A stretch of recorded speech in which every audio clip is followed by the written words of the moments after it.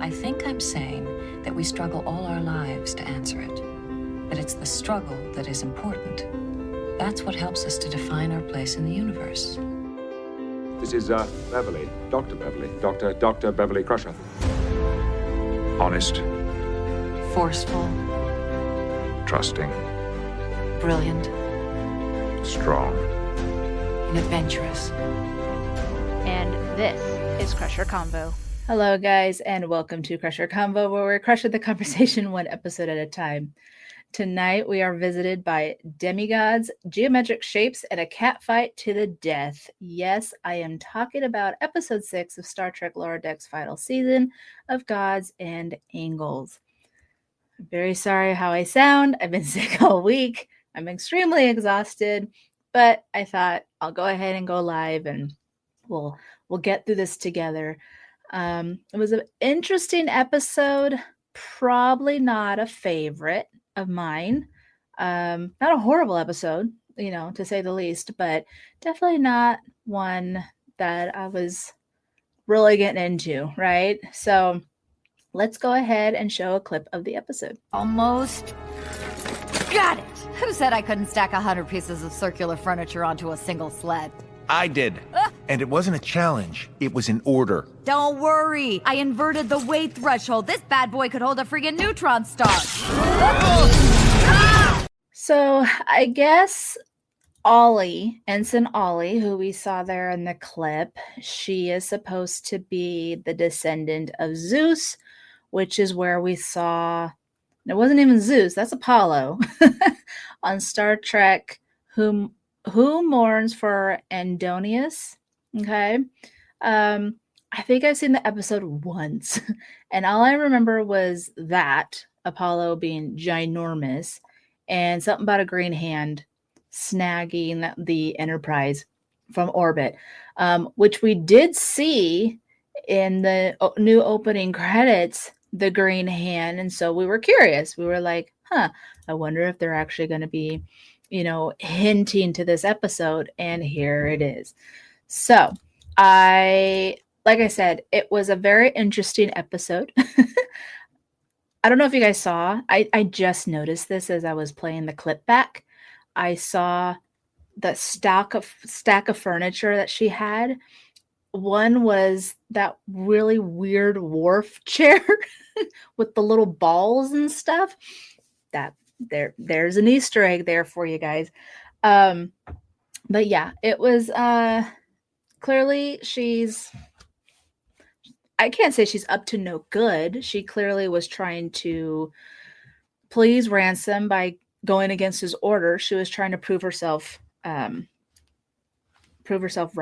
I'm not a problem. I can help. Honestly, we see her later on, and she's she mentions how much she's into engineering, and that was her gift, right? It wasn't that the fact that she had powers, it was because she was really good in engineering. Oh, hi Chuck, how are you? I hope you're feeling okay. So yeah, thank you for joining me tonight. I'm trying to do my best right now, as I got a throat lozenge, I got my water, got my meds, we're good. So there was a few things that I did want to mention. First, again, little confusion. That was Apollo. She mentioned she's a granddaughter or daughter of Zeus. I can't remember now, but I think she's a daughter of Zeus. No mention about who her mom was. So, who knows? I think what was funny is that So this was the A plot, the whole Ensign Ollie with the orbs and the cubes and the whole disagreement and everything. The B plot was Boimler with the red pad and trying to get Dr. Tiana to like him. And I thought that was more interesting because I was so excited to see Tiana. We really haven't seen her. This was like the first time in the first 6 episodes that we actually got a lot of her on screen. Other times she was either just like in the background, she barely meowed at some point, maybe she had a line, but nothing really focusing on Tiana. And this is, of course, Boimler's story, but she was the focus because he was trying to get her to like him and give him a nickname because he was following that red pad, which was from the alternate Boimler. Chuck says, I had a PET CT scan. No lymphoma shown. Yay. Most likely in remission. Still will have my last 4 chemotherapy sessions. That is wonderful news, Chuck. I am so happy to hear that. I know you've been dealing with this for quite some time, and I even reshared your GoFundMe on my Twitter page, which is now private, but I still have a lot of, Star Trek fans there, so I'm really, really happy for you. So yay for Chuck. That's very exciting news. I'm so happy for him. Chuck's amazing. He supports so many different Star Trek podcasts and, follows the actors and the creators and all that stuff. So very, very cool. And he says, thank you so much. You're very welcome. So back to the episode, I'm going to actually check Instagram real fast so I don't forget. Okay. I have my mom joining me. Hello, Mom. And talking about Trek podcast. So hello. Thank you for watching this and hearing me a little nasally, but hopefully we're good. Okay. So the whole thing with Boimler, he wants to try and get Tiana to join her book club, but she gives him a nickname, and he feels if I continue on this path, I'll become that Boimler that I saw. Okay. And so he's trying to do everything he can to try and get her to do it. However, he's at the Boimler stage of bugging, right? And she's not too thrilled about it. Rutherford and Tendi were both like, oh yeah, we noticed you with this weird pad that was from the alternate Boimler. And the only reason why they knew it was because it had like a 3-point something bevel, like thicker bevel or something. And he's like, but the pad's red. And they're like, oh yeah. And they both didn't even notice that, right? Such a Rutherford and Tendi thing. But, he was so obsessed to try and follow it like step by step. He wasn't really understanding of, well, why did Tiana gave him the flip name, right? Maybe the alternate Boimler really enjoyed books and he talked to her about books and the way he'd read it, and that's why. But Boimler wasn't thinking about that. He was just like, I just need her to get me to, give me that nickname. So you can see Boimler just really struggling with how to figure this out. While he's trying to deal with this, we have Ensign Ollie, who we saw. Everyone's having trouble with this ensign. And of course, Mariner feels like, hey, I can help her. Okay. I was a troubled ensign. Everyone wanted to give up on me. I'm going to do my part. And even at some point, either Captain Freeman wanted to move her on to another ship, just like they've been doing. And of course, we didn't really understand, like even in that scene, we saw the shock and it had that, bike take off. But I just thought malfunction. Okay. This girl just has, was it Murphy's Law? Like just following around, Black Cloud. She just literally the worst luck ever. In reality, she was her own worst luck. She was her own worst enemy because she just kept making bad choices. And it just became worse, right? Because she was trying so hard to hide that she was a demigod and that she had powers that she didn't even realize that she was causing her own problems. Okay. And now the whole roaring fractions between the two, which was, this is the angles part of the title, the orbs and the cubes. Okay. And they don't like each other because one has edges and the other one is too smooth. And, they didn't like section 10 of the treating because it was too round, and they didn't like the edges of the ship. And Freeman was freaking out because she's like, how do I get rid of that? So it's just like another TNG type moment where they're trying to get these two worlds to have a peace treating. And of course, one of them disappears. I picked it up so quickly when that first, I think it was the cube that disappeared. And they were all like, we're trying to find him. And then they thought he was murdered because they saw his residue on the wall. And I instantly was like, oh, he's hiding. Like there's a reason that he's hiding. And I even thought, well, maybe he's probably fallen in love with an orb. And this was before we heard the girl orb was missing, the daughter. And so I kind of clocked it because that's just an old trope, you know. They even did it on Xena. I mentioned it on my cause and effect episode with Patrick. I had mentioned that Xena's day was repeating itself because there were two families at war, but one of each fell in love, and then there was this whole thing. This is literal. This, I'm sure there's so many movies, books, all. This is it, right? So I kind of clocked that real fast, but I was still trying to figure out how Ollie fit into all of it, right? Because personally for me, I don't think Ollie was needed. I think it was just more of nostalgia in the sense that they were bringing her back, or not even bringing her back. They were bringing her in to showcase this TOS episode, right? Which is fine. I mean, there was nothing wrong with it. It wasn't like she was a bad part of the story. I just think that they could have done it without Ollie. But also, I think they were also doing it because it was also part of Mariner's story, right? They're really trying to show how different she is and how she's really trying to make amends with her family and the crew and doing what Starfleet does. And so this was her time to shine because she was always the one, you know, changing ships, being in the brig, all that stuff. And now it's her, her turn to help someone. So I understand that aspect.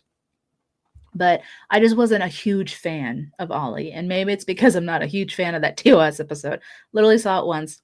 And I'm a Greek mythology fanatic. Okay. If you did not know about me, I love Greek mythology. It's all because of Xena, and Roman mythology, but it's very interesting to me. Absolutely love it. Love the constellations, the whole 9 yards. Couldn't really get into it in the original series. So, but that's just because it's Star Trek and it was campy and whatever. But even with this, I'm just like, all right, it was cool. It was fine. It wasn't, it's probably not an episode that I would go and like purposely watch again, but I wouldn't turn it off if it was on, if it was playing. Right. So, let me see here. So when they were noticing that residue, Mariner and Ollie bring in the captain, Ransom, I think Shax was there, and they were trying to figure out what had happened. And Mariner mentioned Dixon Hill. Okay, so it was her way of just being like, oh, this is another, even Dixon Hill will have trouble with this one, right? Because they just weren't sure if foul play was involved, but then they didn't want to like cause any problems because these two entities were already causing problems, right? So, my mother says hello. So anyways, I think that's where, it was kind of like, okay, how do we process this without causing more problems? Well, then that's where Ollie plays into it. She's the one that caused the problems. As they were trying to find more evidence and figure out what was going on, they decided to talk to this orb. And it's funny because I'm not really 100% sure why they wanted to talk with this particular orb. But they decided to do like the good cop, bad cop with it. And it was funny because he was kind of saying, he was like, I'm actually for the trading. Like, I really want this to happen. But Ollie was so quick to judge. She just ruined all of it. But there was a reason why she ruined it, which we found out later. Chuck, Jesse, I think this is a Mike McMahon callback. She is wearing a laurel and her name is Ollie. It has got to be a callback to Stan Laurel and Oliver Hardy. Oh, this is why Chuck's in the chat. I'm running with it, Chuck. I'm just gonna. It's now canon. Okay, I don't care if it wasn't, but it's now canon. Okay. Laurel and Hardy. That's, you know what? Now it just makes it even more interesting when you figure out how much of an Easter egg is into this episode. If that's true, Chuck, that is a good one. But and actually, if you want to hear really a deep cut, everyone, it took people a few times when they heard this. It took me a few times for sure. When Boimler was talking to Rutherford, okay, and he was pretending he did not know about that red pad. He was like, "What are you talking about?" He says, "Oh, you're a regular Ronald B. Moore. You're so funny," or something like that, throwing jokes, something like that. I listened to that, and at first I thought he said Ronald D. Moore, who of course is a writer for, a very famous writer of Star Trek, and who went on to Voyager and all that. And then it was like, oh, no, he said B. Moore. And then I realized, I was like, oh yeah, there's two Ronalds, and had to remember. I was like, okay, so Ronald B. Moore was the special effects supervisor, and he's literally from the very first episode of TNG to the very last episode of Enterprise. He was there that whole time. And so I'm like, okay, that's interesting. I was like, but why would they say that he was a comedian? If he was supposed to be, he's the special effects guy, right? So deep cut, I went and Googled Memory Alpha, really. And actually, Lori from Truck Movie did the exact same thing, because I was like, what is going on? And the outrageous Okana in season 2, and this is why I didn't catch it, because it's season 2. There was that moment where Data wanted to be funny, and he was talking with Guinan, and they went in the holodeck, and they got that comedian. Okay. Apparently that comedian was Ronald B. Moore. So that's what Boimler was referring to. And I'm all, oh my gosh, that's, again, deep cut. That is like far back in the atmosphere. And he just plucked it out and just like, we're going to use this.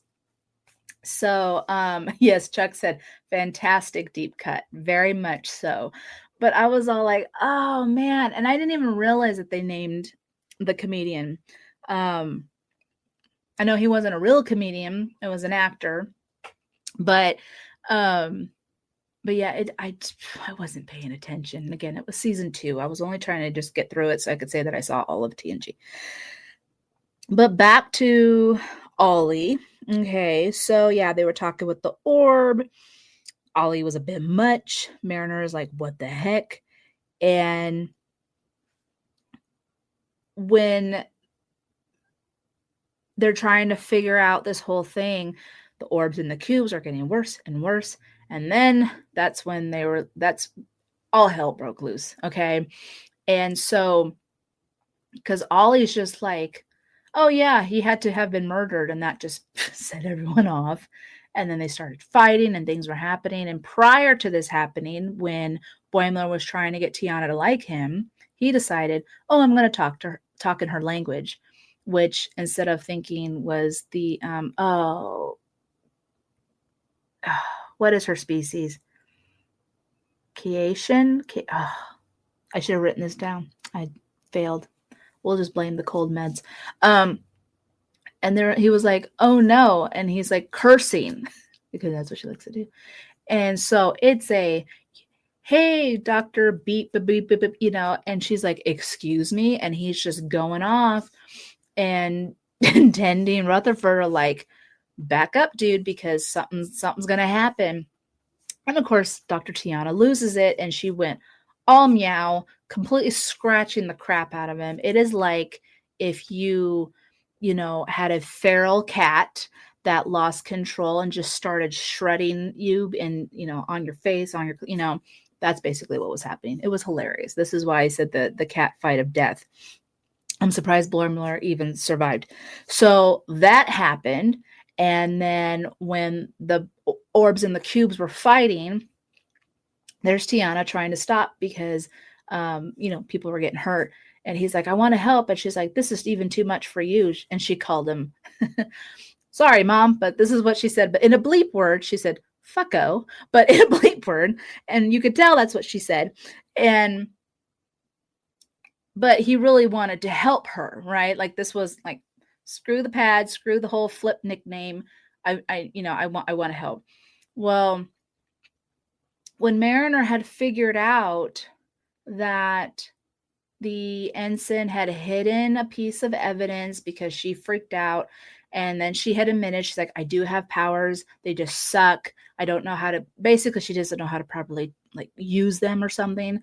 And so this was Mariner's time of like, hey, you can do this, like use your powers to stop these two and it should work.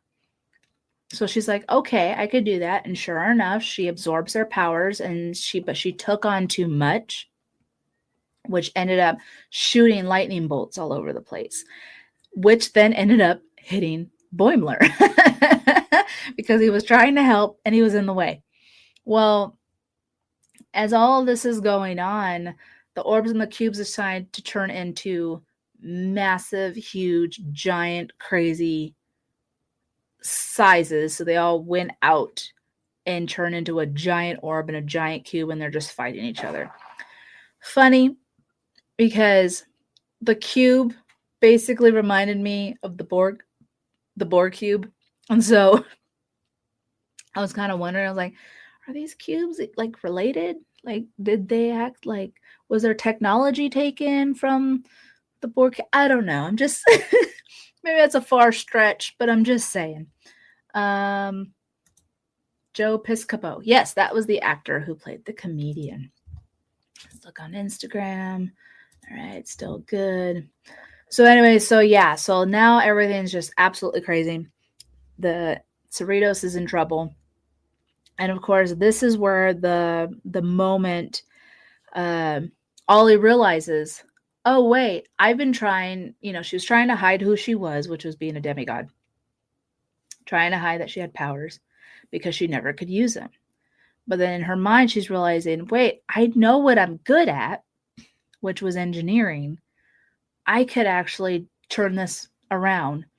And so they run up to the bridge. They see, Billups, and they, of course, Freeman's like, get off my bridge, but they're like, no, we can do this.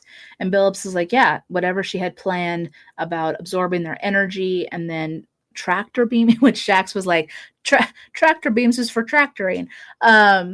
So that she's like, no, I could use it for something else, and then it would build up power.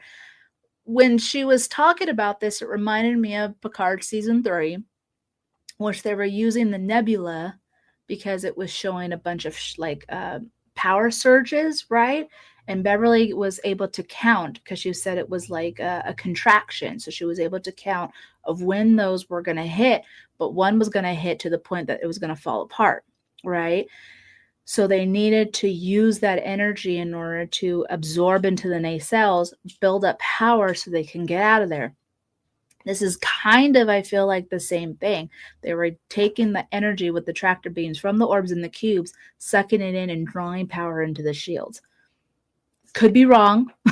I don't know technobabble very well, but I feel that's what they were going for. And I'm just going to run with it until I'm told not to. But yeah, so and of course, what did Ramson say when they became big? They were like, oh, they're going to do something. He's like, and he said something to the effect of like, they don't know what they're doing, right? And it was just, all they wanted to do was fight. They didn't care who was right and wrong or even trying to make peace. Now, some of them wanted to make peace, like that little orb they were, interrogating earlier, because he was like, I'm for the peace treating. But they weren't listening to each other, which then brings in the boy cube and the girl orb, and they had a little baby, okay? And when Ollie figured out how to do it and they stopped him and they all came in, that's, of course, when they realized, oh, there was no murder. This was all a misunderstanding. And then, of course, that's when the son and daughter show up and they're like, yes, we're in love.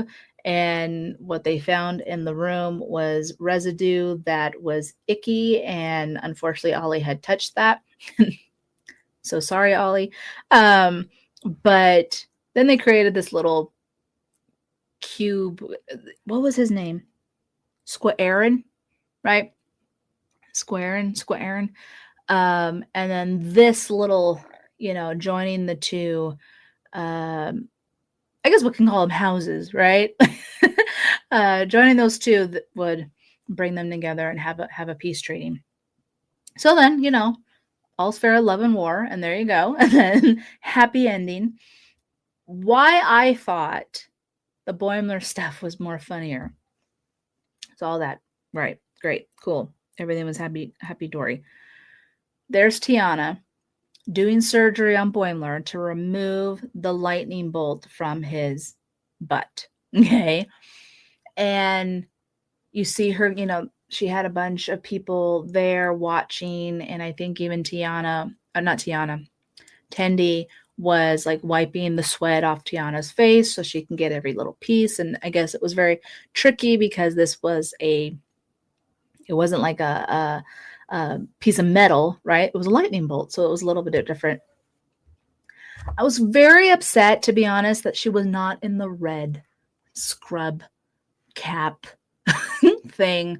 I guess they've eliminated that. I don't know, but I wish she was all in red, just like they had in TOS and just like they had Beverly in the Next Generation. I'm wondering if I think even Bashir had that whole red cap thing while they're doing surgery. So slightly disappointed, but it wasn't the end of the world. Okay. And maybe because it wasn't a huge surgery, she was just taking something out of his butt. But because he did get hurt in the way that he did, she was able to basically create this whole new, not technology, but whole new like procedure. And she's all like, I think I'm now finally going to be important in the medical community because of this. And it's all thanks to you, Boimler. That was basically her attitude. And he was like, oh, okay.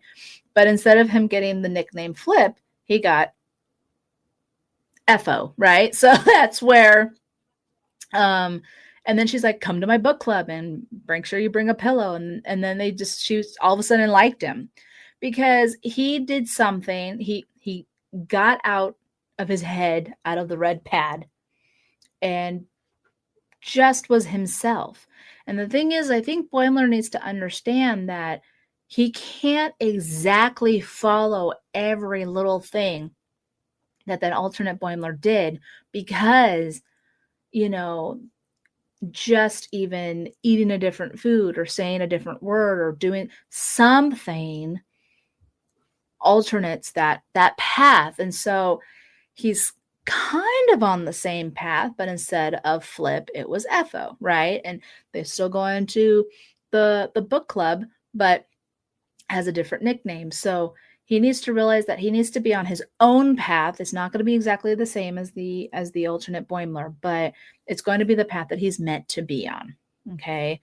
And but of course Rutherford didn't realize that and was like, oh, I just need to follow that pad too. And Tenny's like, oh my gosh, they're not going to make it. So at least Boimler's thing came to a happy ending. I'm really hoping this isn't the only Tiana stuff that we see. I love Tiana. She's hilarious. And she's the doctor and she's a cat. So win-win for me, right? But I think with it being the last season, and I'm not really trying to say like Shax and Tiana and them are not, or even Billups are not main characters, but really the main characters were always Mariner, Boimler, Tendi, and Rutherford. So I think those are going to be the huge focus with this final season. So really the other characters like Freeman and Ransom and Shax and Tiana and T'Lyn and Billups, they are just going to be a part of those other stories, but not really have a story of their own. Maybe have a little bit because Freeman is dealing with I don't want to be that alternate Freeman who was on that Starbase 80, right? Ransom has just been kind of going with the flow with everybody. And then, of course, we didn't really see much of Shax. We haven't seen much of Tiana except for this one. T'Lyn had a good moment when, it was the Nanite episode where, we saw that she was fangirling over that vibe tube musician. But that's about it. Like, so I'm curious of what these other episodes are really going to entail and how much more of their story that we're going to get. Okay. So Chuck says growing beard in each episode. That is a story of its own. And today it's a little bit more, right? I think was it last week where it was just more of a mustache and we saw little specks here and there, but now it's definitely growing in. He's, you know, the alternate Boimler, I kind of felt like he was being like Riker, right? And Boimler is a fan of Riker, really wanted to be on the Titan, got to be on the Titan, realized it wasn't his place. But I think the alternate Boimler kind of took a page out of the Riker handbook and kind of ran with it a little bit, and this Boimler didn't. So there is going to be subtle differences, I think, between the two, more than I think Boimler realizes. So, and on Instagram, Marcy has joined. Hello, Marcy. Thank you for joining. And just so you know, guys, I still don't have a guest for episode 7, 8, or 9, but I do have a guest for the finale, and it is Marcy over at Idle Ride Podcast and Green Shirt. Okay. Love Marcy. She is so much fun. And we figured that since it's the finale, we're going to have lots of laughs and lots of tears. Okay. So super excited. Cannot wait to have that episode with her. But other than that, I think the only thing that was left was that Ollie got to stay on the Cerritos, and she was now going to be in engineering. But she had to stay in the brig for a hot second. So here she is in the brig. She was all like, but I saved everyone. Why am I here? And for Mariner, it's just like, well, you did lie. You did hide evidence. You did, you didn't really follow the rules, And of course, then Ollie was trying to be all like, well, I love the brig and blah, blah, blah, blah. And Mariner's like, oh yeah, we're nothing alike, right? Because that was exactly like Mariner. I think that's why Ollie had this story, was to highlight how much Mariner has grown. And of course, the end, Mariner sits there and is trying to chat her ear off, asking her about Zeus and her mom. She mentions Medusa.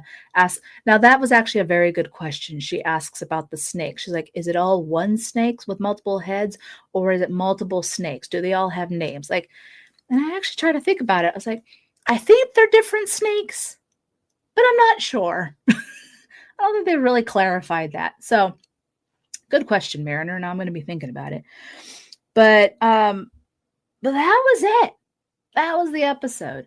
Had to watch it a few times to try and catch as much as I'm probably missed some stuff.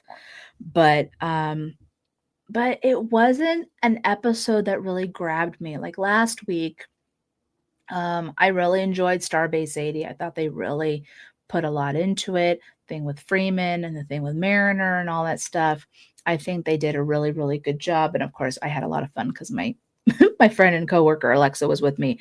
But, there was a lot of good conversations that we got to talk about because of the stuff that we were doing. Here it was, we got to see the growth of the characters, but it just, I don't know, it just didn't hit as much as the other episodes have.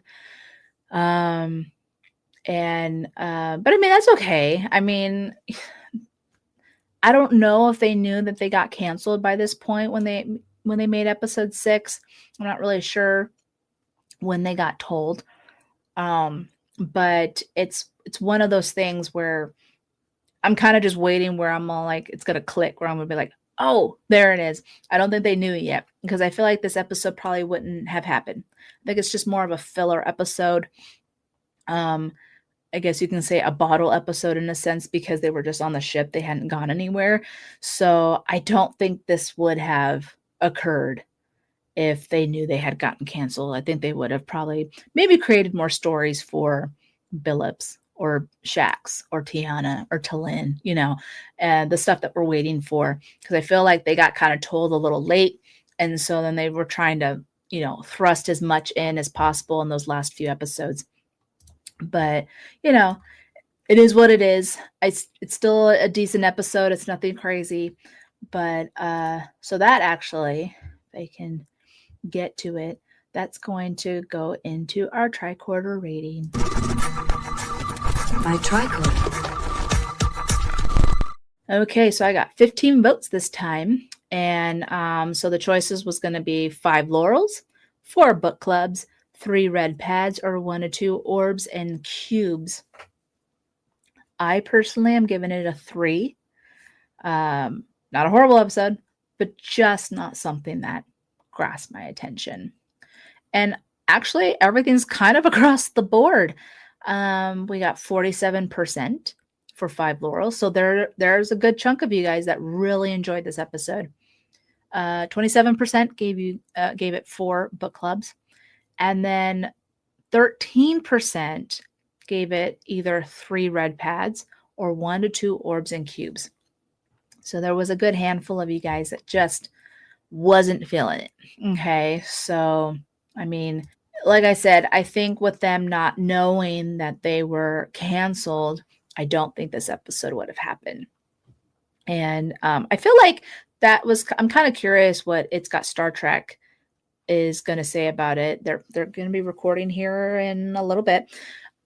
So maybe I can throw in a voice hail real fast before they do. But, you know, they tend to also be, I don't want to say picky, but they also kind of point out some things that are like, oh, this is great, but this might not have worked. I know Trek Movie did that with Tony and Lori. So, you know, we definitely enjoy this series, and we're very sad that it's ending.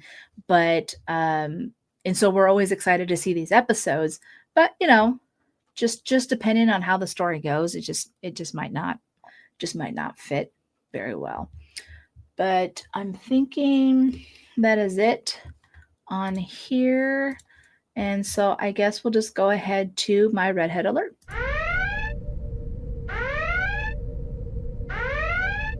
There it is, redhead alert, guys. And this is just a reminder about Trek Talks that is happening on January 18th. You're going to get all their information on trektalks.net, and you can follow them on the socials at _talks. There we go. Again, cold medicine. Sorry. And of course, they have a YouTube channel called Trek Talks Telethon. My design, the Be Kind Like Crusher, all the proceeds that I get from this shirt will go to Trek Talks. Have not made one dime, and it's fine. It really is. I'm really hoping, though, that we can really build, you know, a good donation to send over there. I just think that, you know, any help is appreciated. And of course, as always, it's John Billingsley and Bonnie Gordon who will be hosting this telethon. I hear there's going to be amazing guests. So far, there is a few that they're pretty excited about, and so I'm pretty excited about it. And but yeah, so definitely hit them up. This is going to be happening again on January 18th. All the information is at trektalks.net, and you can follow them on the socials. And here's where you can follow me. I am not only on YouTube. Please like and subscribe if you have not yet done that. But I also have a Patreon. For as low as $3 a month, you become a Patreon member and help support the podcast. I do have some fun posts. And for the Admiral Patreons, you get cool sneak peeks and behind the scenes and, you know, things like that. I want to thank Chuck, who's in the chat with us today, and Engineer Mark for being my Patreon member. So thank you so much. Now, if you can't commit to a monthly gift, then you could also help out Crusher Convo by going to Buy Me a Coffee. You could do a 5, 10, 15, whatever you like, one-time gift. Anything helps. And on socials, I am on Blue Sky, TikTok, Threads, and Instagram. And of course, you can listen to all my audio versions of this podcast on Apple Podcasts, Spotify, Good Pods, or wherever you like to hear your podcast. And just like you can buy that Be Kind Like Crusher t-shirt, you can buy all my Crusher Convo merch at TeePublic. And of course, all this information is at crusherconvo.com. Okay. So yeah, guys, this was fun. Thank you, Chuck, for joining me in the chat. And then thank you to Talking About Trek, my mom, and Marcy over on Instagram. We're nearing the end, guys. Episode 7's next week. So we'll see what happens. And of course, that episode is going to be called Fully Dilated. At least I hope that's what it's called, because they haven't really been fully accurate. I didn't mean to pun, but they haven't really been accurate with these last 2 titles, because originally it was like Starbase 80 ? And then it ended up being Starbase 80 ? Which isn't a huge deal. But this one was a big one. They were calling it Of Gods and Angels when it was really Of Gods and Angles, which makes more sense. So we'll see what Fully Dilated means. There's a lot of things running in my head right now with that title. So hopefully we'll find out. We'll all figure it out together on what's happening. But, just remember, next week, same time, same place, meet me here, 5 p.m. Pacific Standard Time. And we will talk about the next episode, episode 7. Thank you for, dealing with my congestion and things like that. Hopefully I didn't sound too crappy. I'm definitely feeling a lot better than I did a couple of days ago. So I'm glad that worked out. But as always, everyone, I hope everyone has a happy Thanksgiving, because that is next Thursday and that's where that episode drops. So this is going to be loads of fun. As always, live long and prosper, guys. Have a good night. Bye. Crusher out.